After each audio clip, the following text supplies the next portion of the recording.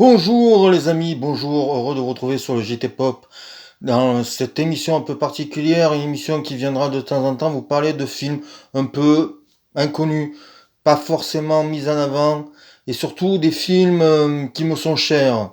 Aujourd'hui je commence par Full Time Killer. Alors bien sûr vous voyez la jaquette à l'envers, et là vous voyez la jaquette à l'endroit, voilà le DVD sorti chez CTV.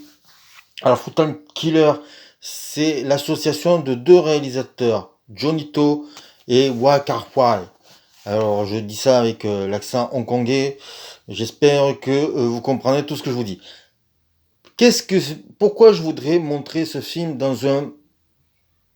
au plus large public? Parce que déjà, c'est un actionneur. C'est un film d'action. C'est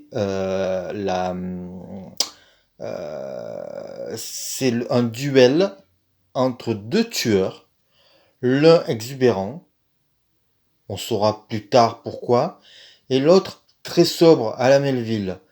En fait, c'est deux écoles qui se rencontrent.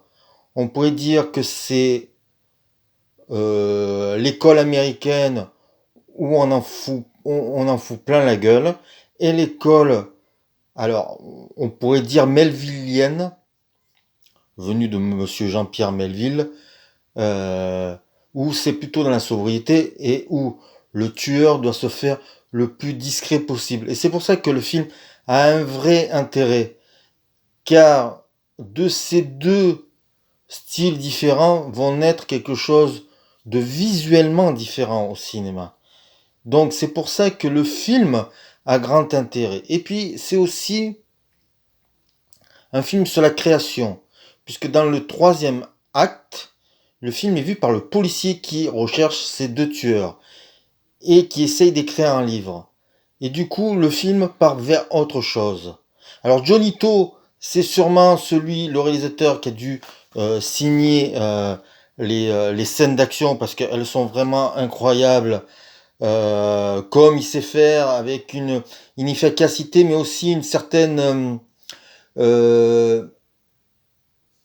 épure. Et puis il y a Ware Carfile, comme je dis comme je peux, qui lui est plus un littéraire, qui a fait plusieurs films seul et aussi avec Johnny To, et c'est toujours des films un peu plus étonnants, un peu plus élaborés pour Johnny To.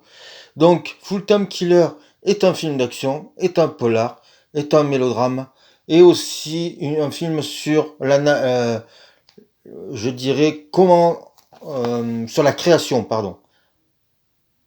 Il y a Andy Lau qui est formidable, il y a un japonais qui s'appelle Takeshi Shorimeshi qui est formidable, et il y a aussi le grandiose, le magnifique Simon Yam. Si avec ça je vous ai pas donné envie de voir ce film, eh ben, ça a désespéré.